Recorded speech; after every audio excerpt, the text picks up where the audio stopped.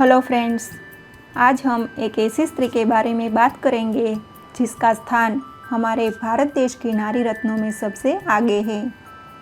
महाराष्ट्र में जो संत, महात्माएं और भक्तराज हो गए उसमें श्री निवृत्तिनाथ, श्री ज्ञाननाथ, सोपाननाथ और मुक्ताबाई का समावेश होता है। महान ग्रंथ ज्ञानेश्वरी के सर्जक श्री ज्ञानदेव या ज्ञाननाथ, उसके बड़े भाई श्री निवृत्तिनाथ, छोटे भाई सोपानदेव और बहन मुक्ताबाई, ये चारों एक ही परिवार के नाथ संप्रदाय के भक्त थे। बड़े भाई निवृत्तिनाथ भगवान शंकर के अवतार माने जाते हैं। निवृत्तिनाथ ने सिद्ध योगेश्वर गहिनीनाथ से दीक्षा अंगीकार की थी। उसके बाद निवृत्तिनाथ ने ही अपने तीनों भाई बहन को दीक्षा दी थी। चारों भाई बहन परम तपस्वी, सिद्ध, महाज्ञानी और योग में निपुण थे। चारों ने आजन्म ब्रह्मचर्य व्रत का पालन किया था। उस सब ने ईश्वर का साक्षात्कार किया था। उनके चमत्कारों की कथाएं महाराष्ट्र में प्रसिद्ध है। एक दिन महान सिद्धेश्वर चांगदेव की मुलाकात ज्ञानेश्वर जी से हुई। चांगदेव को योग और सिद्धि का बड़ा ही अभिमान था, लेकिन ज्ञानेश्वर जी से मिलने के बाद उसका ये अभिमान उतर गया। चांगदेव जान गए कि ज्ञानेश्वर जी श्री हरि के अवतार है। वो ज्ञानेश्वर जी के शिष्य बन गए और उनसे दिव्य ज्ञान लेने लगे। फिर भी उनके हृदय में अब भी थोड़ा भेद रह गया था। उनके हृदय से भेद को निकालने के लिए एक दिन मुक्ताबाई निर्वस्त्र होकर चांगदेव के बैठक खंड में स्नान करने लगे। थोड़ी देर में वहाँ चांगदेव आए। उसने मुक्ताबाई को देखा तो अपनी आंखें बंद करके वहाँ से चलने लगे। ये देख मुक्ताबाई ने कहा, अरे मूर्ख। चांगदेव ने कहा कि आपने मुझे मूर्ख क्यों कहा? मुक्ताबाई ने कहा कि ब्रह्म ज्ञान का अर्थ क्या है आपको पता है?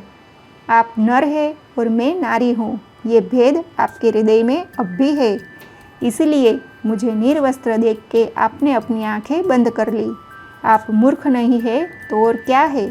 ये सुनकर चांगदेव के आंतरचक्षु खुल गए। उसने मुक्ताबाई के चरण छुए। मुक्ताबाई ने कहा, चांगदेव भेद छोड़िए। भेद को छोड़े बिना ज्ञान नहीं मिलता। ज्ञान का मार्ग कठिन है। भेद को भूलेंगे तभी ज्ञान का मार्ग दिखेगा। मुक्ताबाई को हर जीव में भगवान पांडुरंग के दर्शन होते थे। उसे अणु अणु में विठोबा दिखते थे। एक दिन सोपानदेव भिक्षा में घी, तेल, गुड़ और गेहूं का आटा लाए और मुक्ताबाई को दे दिया और कहा कि इसका चिला बना दे, हम साथ बैठकर खाएंगे। ज्ञानेश्वर जी ने भी कहा कि हाँ बहन, आज दिवाली है और कई दिन से चिले नहीं खाए। मुक्ताबाई ने कहा, पर चिले बनाने के लिए तवी चाहिए और हमारे पास तवी नहीं है, तो लोहार के पास से तवी लिया। निवृत्तिनाथ ने कहा, ये चारों भाई बहन तपस्वी थे।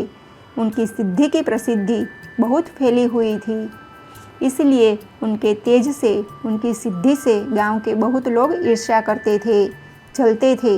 उसमें विसोबा चाटी नाम का ब्राह्मण मुख्य था। वो बहुत क्रोधी और द्वेषी भी था। इन लोगों के घर के सामने ही उस विसोबा का घर था, इसलिए जब मुक्ताबाई लोहार के पास तवी लेने गई तो ईर्ष्या की वजह से विसोबा ने सभी लोहार को तवी देने से मना कर दिया। गांव में विसोबा की ठीक ठीक धाक जमी हुई थी।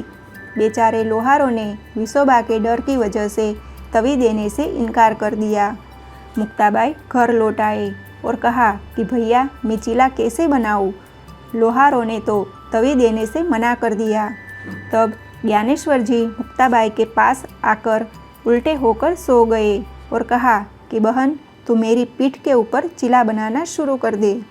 मुक्ताबाई ने चिला बनाने का खीरा तैयार किया और ज्ञानेश्वर जी ने अपने योग बल से अग्नि प्रज्वलित किया। थोड़ी देर में मुक्ताबाई ने चिले बना लिए। उसके बाद सभी भोजन करने बैठे। उतने में एक कुत्ता आया और एक चिला लेकर भागने लगा। निवृत्तिनाथ हंसकर बोले, मुक्ता भाग और कुत्ते को मार। तब मुक्ताबाई हंसकर बोले, मैं क्यों मारूं? मुझे तो कुत्ते में भी विठोबा दिखते हैं। मुझे भागते विठोबा दिखाई देते हैं। ये दृश्य खिड़की में से विसोबा देख रहा था। वो अचानक ही अंदर आए और मुक्ताबाई के पैर पकड़ लिए और कहने लगे, सिद्धेश्वरी, मुझे माफ़ कर दीजिए। मुक्ताबाई ने विसोबा को क्षमा कर दिया। उसके बाद विसोबा ज्ञानेश्वर जी के परम भक्त बन गए। ज्ञानेश्वर जी ने मुक्ताबाई को कहा कि बहन, विसोबा को दीक्षा और मंत्र दो। मुक्ताबाई ने प्रसन्न होकर विसोबा को दीक्षा दी और गुरु मंत्र दिया। अब विसोबा के आंतरचक्षु खुल गए थे। अब वो विसोबा नहीं रहे थे, पर सिद्ध योगेश्वर विसोबा खेचर बन चुके थे। महाराष्ट्र के महान कवि नामदेव जी जब ज्ञानेश्वर जी के पास दीक्षा लेने गए, तब ज्ञानेश्वर जी ने नामदेव को विसोबा के पास भेजा था। नामदेव जी के दीक्षा और ब्रह्म ज्ञान विसोबा खेचर ने दिए थे। जब संत ज्ञानेश्वर जी ने समाधि ली, तब उन सबके गुरु निवृत्तिनाथ ने भी समाधि ली।